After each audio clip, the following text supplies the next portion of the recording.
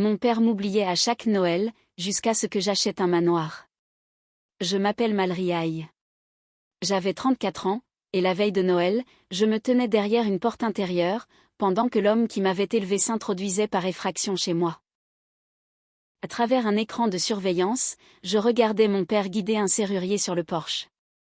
Ma belle-mère suivait, dirigeant les déménageurs, comme si elle était la propriétaire des lieux. Mon demi-frère portait des panneaux d'événements. Leur ami brandissait un bail, portant ma signature falsifiée, et ordonnait d'ouvrir la serrure. J'ai attendu que tous les 4 aient franchi le seuil. Puis, je me suis avancé dans le hall d'entrée plongé dans l'obscurité, et j'ai dit, « Vous avez été prévenu par écrit de rester loin d'ici. » Mon père a levé le bail, et a dit aux ouvriers de continuer à décharger. Des policiers sont entrés par le couloir de service, ainsi que par la porte principale. Les flashs des appareils photo ont explosé autour de lui. Un inspecteur a brandi mon véritable acte de propriété, juste à côté du faux document. Le visage de mon père s'est décomposé. Non, c'est impossible. Ne faites pas ça. Avant que je ne vous explique pourquoi il croyait que ma maison lui appartenait, dites-moi d'où vous regardez cette vidéo, et à quoi ressemble la météo de Noël par votre fenêtre. Ma mère est morte quand j'avais 11 ans, et mon père s'est remarié avant le Noël suivant. Elle s'appelait Laura Hay, et après les funérailles, mon père, Dean Bennett, a emballé presque tout ce qui lui rappelait son souvenir. Lorsque Valérie est entrée dans notre maison, elle a amené son fils de 12 ans, Trevor, et Dean s'est jeté à corps perdu dans l'idée de prouver qu'il pouvait être le père que Trevor n'avait jamais eu. Au début, je pensais que ces efforts allaient agrandir notre famille. Au lieu de cela, ils m'ont discrètement remplacé. Personne n'a jamais annoncé que je comptais moins. Ils prenaient simplement leurs décisions, comme si j'avais déjà accepté de disparaître. Quand j'avais 15 ans, Dean a organisé un voyage de Noël dans les Alpes. Il en a parlé pendant des semaines, montrant à Trevor des vidéos de ski, et demandant à Valérie quel chalet offrait la meilleure vue. À l'aéroport, l'agent a trouvé 4 réservations, mais seulement 3 billets. Dean a fixé l'écran, puis m'a regardé, comme si j'avais causé une erreur comptable. Valérie a déclaré que de tout changer coûterait trop cher. Trevor a suggéré que je reste chez un voisin, parce que je n'aimais même pas le ski. Ricanement, Dean m'a tendu de l'argent pour un taxi, et a promis que nous fêterions cela à leur retour. Leurs photos de vacances sont arrivées avant eux. Pendant mes années d'université, une carte de Noël est arrivée à ma résidence étudiante. Sur le devant, Dean, Valérie et Trevor posaient avec des pulls assortis, juste en dessous des mots « La famille Bennett ». Mon nom n'apparaissait nulle part. À l'intérieur, Dean avait écrit « J'espère que tes examens se sont bien passés. Appelle quand tu auras le temps. » J'ai appelé le soir même. Valérie a décroché, et m'a dit qu'ils étaient en train d'ouvrir les cadeaux, et que ce n'était donc pas le bon moment. 2 jours plus tard, Dean m'a contacté, car Trevor avait été facturé 2 fois pour un ordinateur portable, et il avait besoin d'aide pour contester l'achat. À 29 ans, j'ai conduit jusqu'à leur maison pour Noël, et j'ai découvert que mon ancienne chambre avait été donnée à la sœur de Valérie et à son mari. Ma valise a été placée à côté d'un lit pliant, dans la buanderie du sous-sol. Dean m'a dit que c'était simplement plus pratique, puisque j'étais célibataire et que je restais moins de nuit. Trevor occupait la suite d'amis tout entière, bien qu'il vive à seulement 20 minutes de là. Je suis partie avant minuit. Dean ne m'a pas demandé pourquoi. Le lendemain matin, il m'a envoyé par email la facture d'un entrepreneur, et voulait que je vérifie si les frais de main-d'œuvre lui semblaient gonflés. C'était de cette façon que mon père se souvenait de moi. Je disparaissais des photos, des réservations, des chambres à coucher et des dîners, mais je réapparaissais chaque fois que les chiffres devenaient gênants. J'examinais des formulaires d'assurance. Je corrigeais des erreurs de comptabilité. J'ai prêté de l'argent à Trevor à 2 reprises, une fois pour une formation certifiante qu'il n'a jamais terminée, et une autre fois pour une caution d'appartement qu'il a dépensée lors d'une soirée de lancement. Dean appelait toujours ces demandes des affaires de famille. Mes invitations, d'une certaine manière, étaient devenues facultatives. J'ai construit une vie qui ne nécessitait pas son attention. Je suis devenu analyste principal des registres fonciers, pour une compagnie d'assurance de titres de propriété à Bordeaux, examinant des actes, des servitudes, des privilèges, des historiques de propriété, et des signatures contestées, avant que des biens commerciaux ne changent de main. Ce travail m'a appris que la propriété n'était pas un sentiment, une promesse, ou la personne qui crie le plus fort dans une pièce. C'était une chaîne de faits vérifiables. Les dates avaient de l'importance. Les signatures avaient de l'importance. Les mises en demeure avaient de l'importance.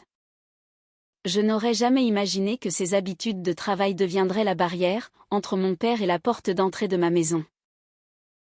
J'ai également cessé d'utiliser le nom Bennett, tant sur le plan professionnel que personnel. Je suis devenue Malriaille. C'était le nom de ma mère, et le choisir m'a semblé moins être un rejet de mon père, qu'un refus d'être effacé en même temps qu'elle. Le dernier Noël que j'ai passé chez Dean a mis fin à ce schéma. Valérie m'a envoyé un message pour me dire que le dîner commencerait à 18h, et m'a dit d'arriver quand la circulation le permettrait. J'ai quitté Bordeaux tôt, j'ai porté un panier cadeau emballé sous le grésil, et j'ai atteint leur salle à manger à 18h14. Chaque chaise était occupée. Chaque assiette contenait de la nourriture. Il n'y avait aucun couvert de libre, pas même une serviette pliée. Dean a levé les yeux, et a dit que le nombre final d'invités avait été confirmé. Quelques jours plus tôt, je lui avais pourtant rappelé que Valérie m'avait invité. Il a baissé la voix, et m'a demandé de ne pas l'embarrasser devant les membres de la famille. Trevor ricanement s'est adossé à sa chaise avec un verre, et a ri. Mallory est indépendante, a-t-il dit. Elle n'a pas besoin de tradition comme le reste d'entre nous. J'ai posé le panier cadeau sur le comptoir, et je suis partie sans discuter. À 23h30 ce soir-là, Dean m'a envoyé un message. Il ne s'est pas excusé, ni n'a demandé si j'étais bien rentrée chez moi. Il voulait que j'examine les comptes de l'entreprise de Trevor avant la fin de l'année, parce que plusieurs dépôts ne correspondaient pas. J'ai lu le message 2 fois, je les ai bloqués tous les 3, et j'ai ouvert un site immobilier. Avant l'aube, une annonce est apparue pour le manoir d'Ashbourne, situé à Val-Noire, en Gironde. 11 mois plus tard, j'ai signé les documents de clôture pour le manoir d'Ashbourne à Val-Noire, en Gironde. Le prix d'achat était de 1 600 000 €. J'ai utilisé mes économies, vendu une partie de mon portefeuille d'investissement, et financé le reste grâce à un prêt hypothécaire classique, qui avait été examiné par des gens qui se fichaient éperdument de mon histoire familiale. À 15h cet après-midi-là, l'acte de propriété a été enregistré à mon seul nom. Ashbourne était impressionnant depuis la route, et épuisant vu de près. Une partie du toit en ardoise avait besoin d'être remplacée. Le système de chauffage avait sa place dans un musée. 5 pièces à l'étage étaient vides, à l'exception de bâches de protection, et 2 salles de bain avaient une plomberie qui se plaignait, à chaque fois qu'on ouvrait un robinet. Pourtant, le sol de la salle de bal était parfaitement de niveau. La cuisine de taille commerciale restait structurellement saine, et la dépendance séparée offrait suffisamment d'espace pour mon bureau. Je ne l'ai pas acheté pour impressionner qui que ce soit. Je l'ai acheté parce que les dossiers étaient propres, que le prix reflétait les réparations à effectuer, et que je voulais passer au moins un Noël, dans un endroit où personne ne pourrait oublier de me préparer une chaise. Mon plan était délibérément lent. J'allais stabiliser le toit, remplacer la chaudière, restaurer une pièce à la fois, et utiliser la dépendance pour mes recherches foncières à distance. Un journal local a publié un article sur la vente, car la propriété appartenait à la même famille depuis près de 70 ans. L'article incluait mon nom, le prix d'achat tiré des registres publics, et une photo de moi tenant la vieille clé en laiton. 3 jours plus tard, un numéro inconnu m'a appelé. J'ai décroché, car j'attendais un devis pour la toiture. La voix de Dean a dit, « Alors, c'est vrai. » Il ne m'a pas demandé comment j'allais. Il ne m'a pas félicité. Ses premières questions ont été de savoir si la salle de bal pouvait toujours accueillir 200 personnes, si la cuisine conservait ses permis commerciaux, et combien de voitures pouvaient se garer près de la pelousée. Je lui ai demandé pourquoi il s'en souciait. Il m'a répondu que Curtis Bell, une connaissance qui gérait des documents administratifs pour lui, avait vu l'article et reconnu mon nom. Ensuite, Dean m'a présenté l'urgence qu'il s'attendait à ce que je résolve. L'entreprise de Trevor, North Star Celebration, avait accepté des arts pour des mariages, dans un ancien moulin reconverti près de Saint-Émilion. Le département avait fermé ce lieu, suite à des violations répétées des normes de sécurité. Trevor n'avait aucun lieu de remplacement, 14 couples en colère, et aucune liquidité disponible pour des remboursements immédiats. Dean s'était porté personnellement garant pour une grande partie de la ligne de crédit de North Star. Si l'entreprise faisait faillite, la banque pourrait s'en prendre à lui. Dean a qualifié Ashbourne de « solution familiale ». Il a proposé que Trevor utilise la salle de bal, la cuisine, les chambres d'amis, la dépendance, le parking, et les jardins pendant quelques mois, jusqu'à ce que ses finances se rétablissent. Il a affirmé que cette exposition augmenterait la valeur de ma propriété. J'ai demandé si North Star avait une assurance, des permis, des plans de personnel, une sécurité, ou de l'argent pour d'éventuelles réparations. Dean a fait une pause, puis m'a accusé de transformer une requête de Noël en interrogatoire. Non, lui ai-je répondu, le manoir n'est pas disponible. En l'espace d'une semaine, un fleuriste a appelé pour confirmer l'accès aux livraisons, pour un mariage prévu en janvier. Le lendemain, un traiteur m'a demandé les spécifications techniques de la cuisine. Une entreprise de location voulait savoir où installer une tente chauffée. Finalement, un couple nommé Aaron et Melissa a appelé, pour discuter de leur cérémonie du Nouvel An. Ils avaient payé 12 000 € à North Star, et possédaient une brochure sur papier glacé, identifiant le manoir d'Ashbourne comme leur nouveau lieu exclusif. J'ai engagé Rebecca Sloan, une avocate spécialisée en droit immobilier que je connaissais grâce à mon travail. Elle a envoyé des mises en demeure immédiates à Trevor, Dean, North Star, et à tous les prestataires que nous avons pu identifier. La lettre stipulait que j'étais la propriétaire des lieux, que je n'avais jamais autorisé le moindre événement, et que je considérerais toute publicité continue comme une fausse déclaration intentionnelle. Trevor a supprimé une publication sur les réseaux sociaux, et l'a remplacée par une autre, qui qualifiait le manoir de « domaine privé de notre famille ». Dean a répondu par email. En pièce jointe, se trouvait un bail commercial de 10 ans, accordant à North Star une autorité immédiate sur la salle de bal, la cuisine, la dépendance, les chambres d'amis, le parking et les jardins. Le loyer annuel était de 1 €. Ma signature apparaissait sur la dernière page. Juste à côté, figurait une certification notariale de Curtis Bell. La signature était bien la mienne, mais je ne l'avais jamais apposée à cet endroit.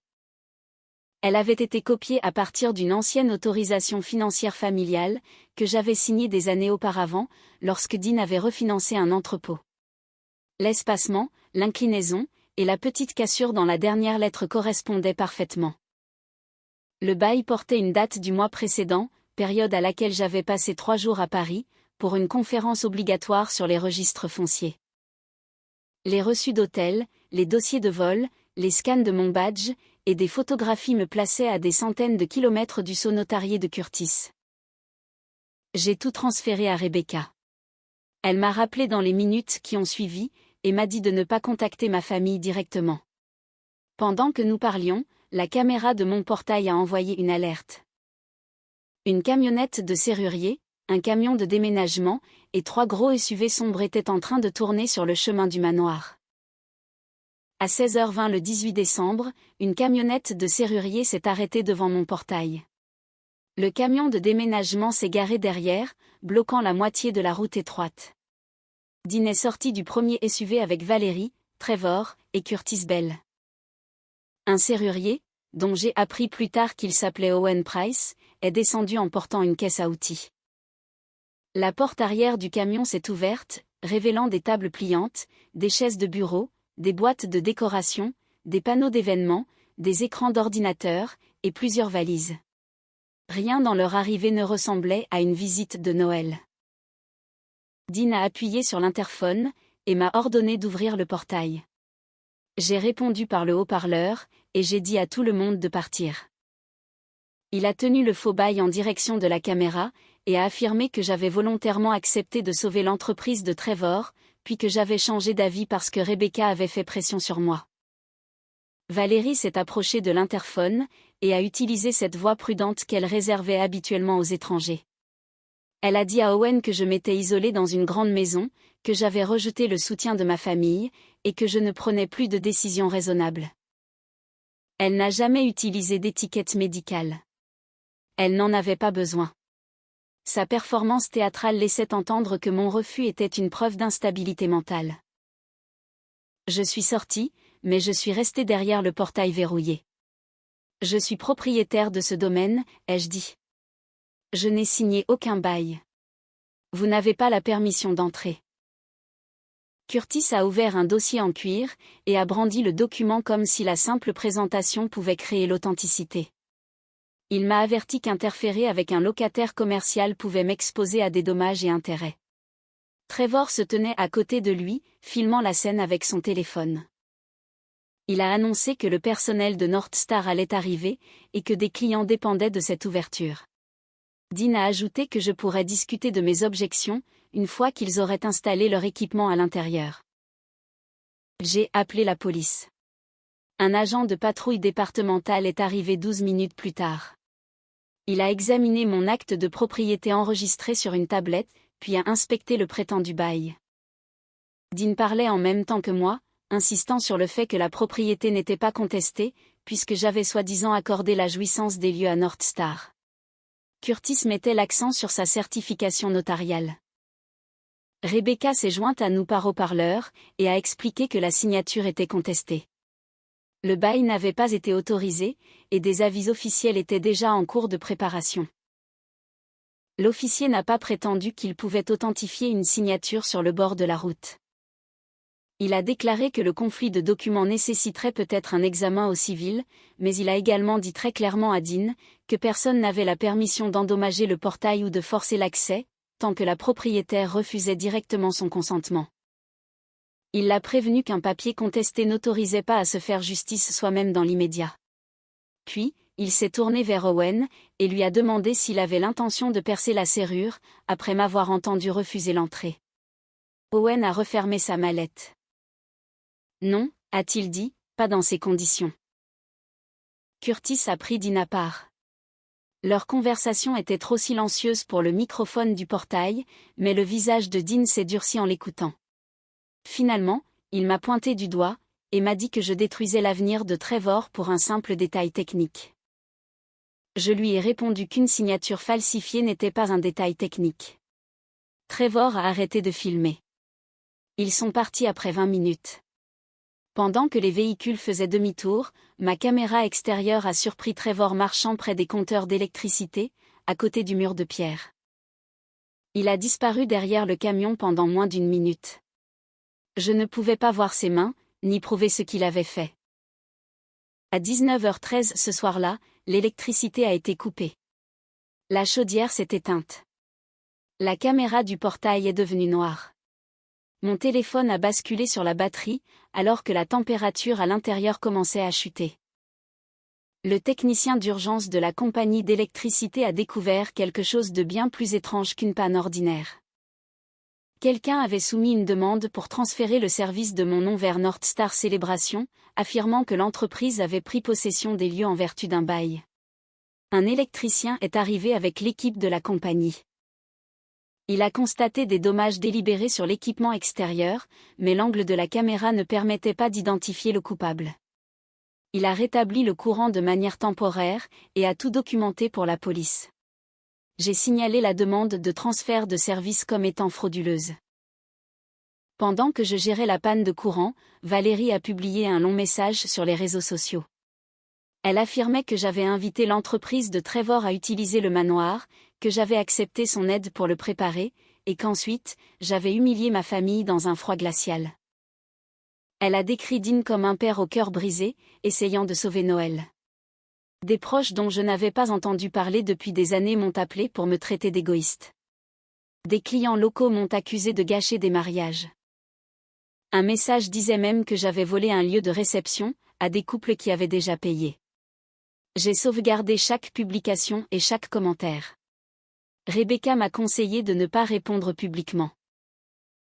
À 22h46, Trevor m'a envoyé un message direct depuis un nouveau compte, « Tu ne pourras pas empêcher l'ouverture ». J'ai fait une capture d'écran avant de le bloquer. Puis, une autre notification est apparue, venant d'un fournisseur de matériel de location. Elle contenait un planning de livraison pour le 24 décembre, soit 6 jours plus tard, listant le manoir d'Ashbourne comme le lieu de réouverture officielle de Northstar. Le planning mentionnait la salle de bal, la cuisine, et la pelouse, prouvant ainsi qu'ils avaient planifié la prise de contrôle, bien avant d'arriver à mon portail. Ce n'était pas une dispute familiale impulsive. C'était une occupation organisée. À minuit, le manoir était plongé dans le noir, le chauffage baissait, et mon dossier de preuves s'épaississait. Je me suis installé dans la bibliothèque, où la cheminée fonctionnait encore, et j'ai construit une chronologie sur une table pliante.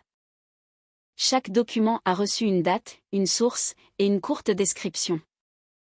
J'ai sauvegardé le faux bail dans sa forme électronique originale, j'ai exporté les en-têtes des messages, photographié les dégâts électriques, conservé les publicités de Trevor, et capturé les publications de Valérie avant qu'elle ne puisse les modifier. Mon métier m'avait appris qu'une accusation dramatique était toujours plus faible qu'un enregistrement ordinaire, créé au bon moment. Le lendemain matin, j'ai signalé la demande de transfert d'électricité non autorisée, j'ai mis en place des vérifications supplémentaires sur mes comptes, gelé l'accès à tout nouveau crédit à mon nom, et déposé une plainte pour usurpation d'identité. Rebecca a remis des copies du bail et de mes dossiers de Paris à la police. J'ai engagé l'électricien pour effectuer des réparations permanentes, et installer une alimentation de secours indépendante pour les caméras et les alarmes. Une société de sécurité a monté des caméras autonomes à l'intérieur du hall d'entrée, près du couloir de service, et au-dessus des portes de la dépendance. Aucune de ces mesures ne donnait à Ashbourne un air de fête, mais chacune d'elles rendait une nouvelle surprise de leur part moins probable. Je ne pouvais pas utiliser de base de données privées pour une vengeance personnelle, et je n'ai pas essayé de le faire. Au lieu de cela, j'ai fouillé dans les registres publics légaux concernant Northstar Célébration, examiné les dossiers judiciaires, vérifié les privilèges commerciaux, et comparé les dates de publicité. Rebecca a contacté les clients et fournisseurs concernés, qui étaient prêts à partager leurs propres contrats. L'image globale s'est rapidement formée. Northstar avait accepté environ 380 000 € de dépôt. 14 couples attendaient des remboursements ou des lieux de remplacement. Plusieurs paiements avaient été utilisés pour des dépenses de fonctionnement, après que le moulin d'origine ait reçu des avis d'infraction, ce qui signifiait que Trevor continuait à prendre des réservations pour des événements, tout en sachant que le lieu risquait de fermer. Dean s'était porté personnellement garant de la ligne de crédit de Northstar. Curtis avait soumis le bail d'Ashbourne à un prêteur, comme preuve que l'entreprise avait obtenu un nouveau lieu. La première publicité de Trevor pour le manoir était apparue 2 jours avant même que Dean ne m'appelle. Valérie avait contacté les clients elle-même, et avait décrit Ashbourne comme une propriété familiale subissant un transfert de gestion. Rebecca a découvert un autre détail critique. Le registre notarial de Curtis ne contenait aucune entrée légitime montrant que j'avais comparu devant lui à la date du bail. Le sceau numéroté enregistré sur mon document ne correspondait pas à la séquence de ces entrées environnantes. Ma facture d'hôtel à Paris, mon itinéraire de vol, les scans de mon badge de conférence, et les photographies de groupe horodatées créaient un registre incontestable de l'endroit où je me trouvais. La soi-disant signature n'aurait pas pu se produire comme il l'avait décrit. L'inspecteur Marcus Reed a pris en charge l'enquête pour fraude. Il faisait preuve d'une patience qui, au début, me frustrait. Il m'a expliqué que des documents suspects nécessitaient toujours une authentification, des entretiens, et la preuve d'une intention. Un faux bail à lui seul pouvait engendrer des débats interminables sur qui avait copié quoi, et à quel moment. Un retour à Ashbourne après un avis écrit très clair, cependant, établirait une question beaucoup plus simple: était-il sciemment entré sur une propriété, après que cela leur ait été formellement interdit?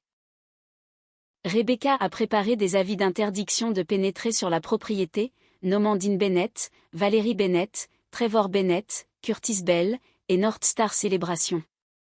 Un huissier a délivré chaque avis. Des copies ont été envoyées par courrier, par email, et affichées sur le portail.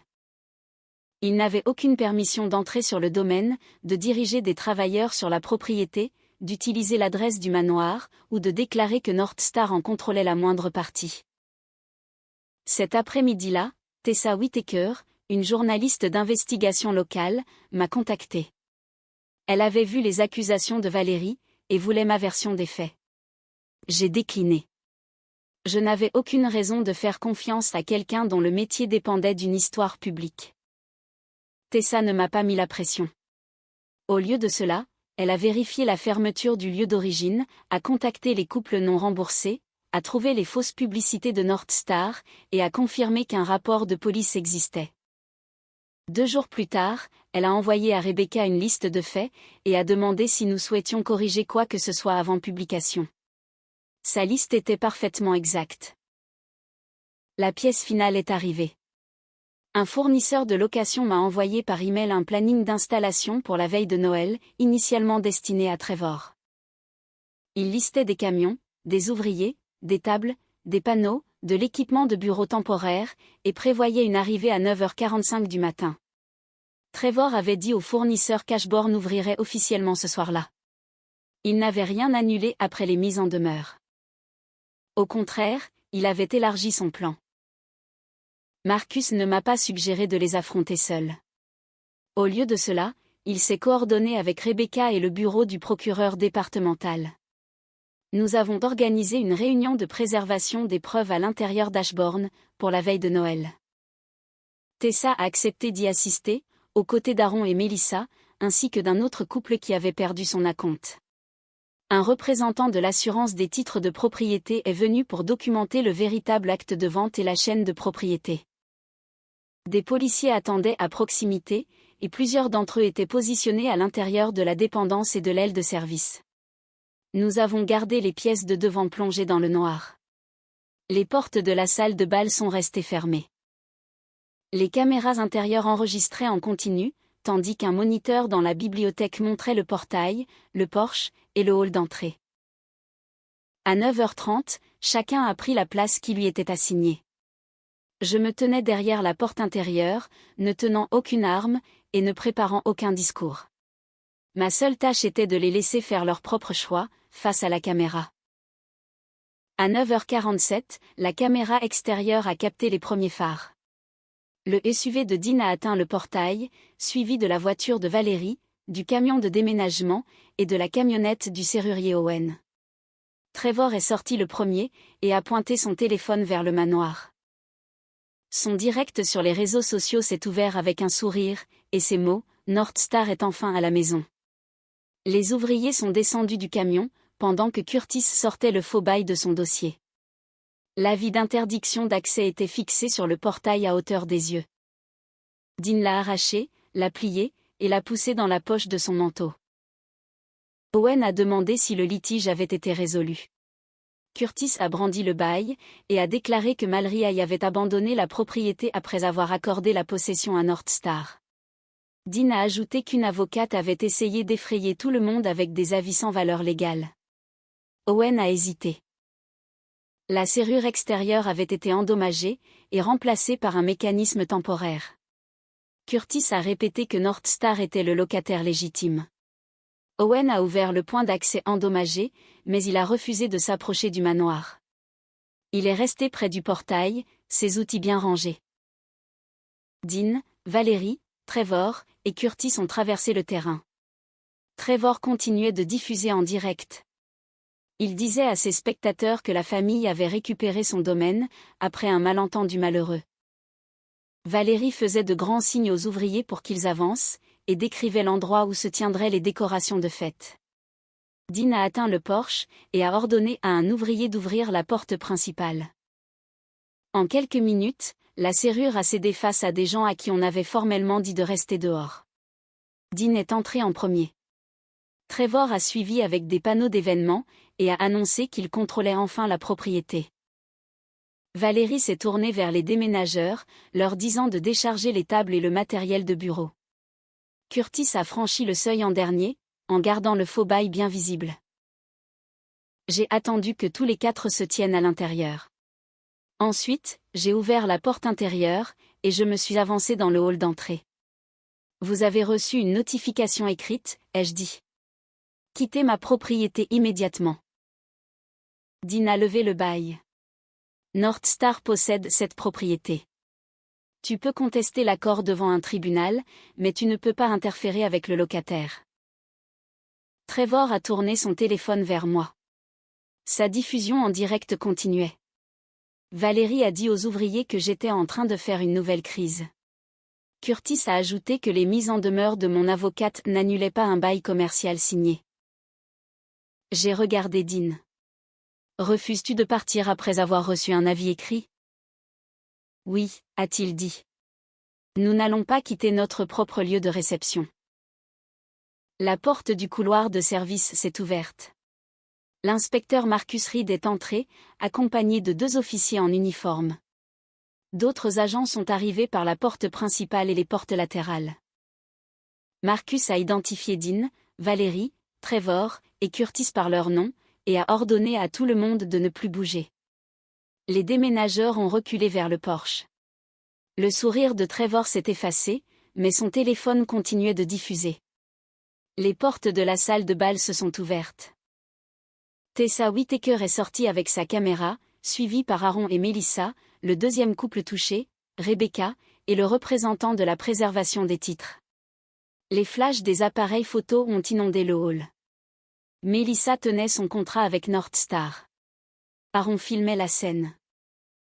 Le représentant portait une copie certifiée de mon acte de propriété. Dean a vu le véritable acte de propriété dans la main de Marcus, et le faux bail à l'intérieur d'une pochette à pièces à conviction. Son visage a changé. Non, c'est impossible. Ne faites pas ça. Marcus a déclaré que le bail était déjà sous enquête. Mes dossiers de voyage réfutaient la date de certification notariale revendiquée. Le registre de Curtis ne soutenait pas la reconnaissance légale du document, et toutes les personnes présentes à l'intérieur avaient reçu un avis officiel leur interdisant l'entrée. Les officiers les avaient également regardés traverser le terrain, après que Dean ait arraché l'avis affiché. Marcus a montré l'acte de propriété, les avis délivrés, et les images fixes de la caméra du portail. Chaque élément balayait une excuse, avant même que Dean ne puisse la formuler. Pour la première fois de la nuit, mon père a compris que la pièce avait été méticuleusement préparée pour sa chute. Trevor a tendu la main vers son écran. « C'est privé », a-t-il dit, en essayant de mettre fin à la diffusion en direct. « C'était public quand vous avez commencé à diffuser », a répliqué Tessa. La vidéo avait capturé Trevor qualifiant Ashbourne de propriété de North Star, Curtis décrivant le bail comme valide, et Dean refusant catégoriquement de partir. Trevor a arrêté la vidéo, mais des copies circulaient déjà. Aaron a brandi un reçu de 12 000 €. Melissa a montré la brochure de l'événement, identifiant ma maison comme leur lieu de réception. Le deuxième couple a produit un contrat, signé après que North Star ait su que le moulin d'origine avait fermé. Trevor a bredouillé que les remboursements étaient en cours de traitement. Melissa lui a répondu que cela faisait 3 mois qu'il disait ça. Curtis s'est dirigé vers la porte avec le bail original. Un officier l'a arrêté, et lui a ordonné de placer le dossier sur une table pour le conserver. Curtis a insisté sur le fait qu'il n'était qu'un simple témoin. Marcus lui a rappelé que son sceau apparaissait sur la certification notariale contestée. Dean a qualifié cette invasion de malentendu familial privé, et a accusé Marcus d'humilier des gens respectables le soir de Noël. Je n'ai pas élevé la voix. Tu en as fait une affaire immobilière au moment où tu as falsifié mon nom, ai-je dit, et Trevor l'a rendu public lorsqu'il a vendu des mariages à l'intérieur de ma maison. Dean m'a dévisagé, alors que les officiers séparaient le groupe. Tu choisis des étrangers au détriment de ta propre famille. Non, je choisis les personnes qui n'ont pas essayé de me voler ma maison. Marcus a arrêté Dean et Trevor, pour les actes dont les officiers avaient été témoins, et pour les chefs d'accusation soutenus par les preuves existantes. Valérie et Curtis ont été escortés à l'extérieur, interrogés séparément, et inclus dans l'enquête. Owen a remis son bon de travail et ses messages. Les déménageurs ont été relâchés après avoir donné leur nom. Alors que Dean passait près de moi, il m'a chuchoté que je regretterais d'avoir rendu cela permanent. Je lui ai répondu qu'il avait confondu permanence et permission. La porte d'entrée s'est refermée derrière lui, mais l'affaire ne faisait que commencer. Les arrestations ont été immédiates, mais les conséquences judiciaires ont pris des mois. Les enquêteurs ont authentifié les dossiers, interrogé les fournisseurs, comparé les messages, examiné les comptes financiers via des procédures légales appropriées, et déterminé qui savait quoi à chaque étape. Des conseils professionnels ont mené des examens séparés. Le délai était frustrant, mais il a également empêché Dean de rejeter le résultat, en le qualifiant de décision émotionnelle prise par un seul officier. Les registres de North Star ont montré que Trevor avait sciemment vendu des événements à Ashbourne sans aucune permission. Il avait fait de la publicité pour le manoir avant même de m'en parler, avait accepté de nouveaux paiements après la fermeture du lieu d'origine, et avait utilisé le faux bail pour rassurer les fournisseurs et les clients. La diffusion en direct de la veille de Noël capturait sa revendication de contrôle, tandis que ses messages prouvaient qu'il était parfaitement au courant de l'avis d'interdiction d'accès. Il a fini par plaider coupable pour des chefs d'accusation liés à la tromperie, à l'usurpation d'identité, à la violation de domicile, et à la dégradation de biens. Trevor a écopé de 11 mois de détention départementale, suivi de 3 ans de probation sous surveillance. Le tribunal a ordonné des restitutions financières, et lui a interdit de diriger une autre entreprise d'événementiel pendant sa probation. North Star Celebration a été dissoute. Ses meubles, son matériel de bureau, ses décorations et ses véhicules restants ont été vendus. Les bénéfices n'ont pas permis de dédommager entièrement chaque couple, mais ils ont été répartis entre les créanciers et les clients lésés, sous la supervision du tribunal. Le rôle de Dean a été plus difficile à justifier pour lui.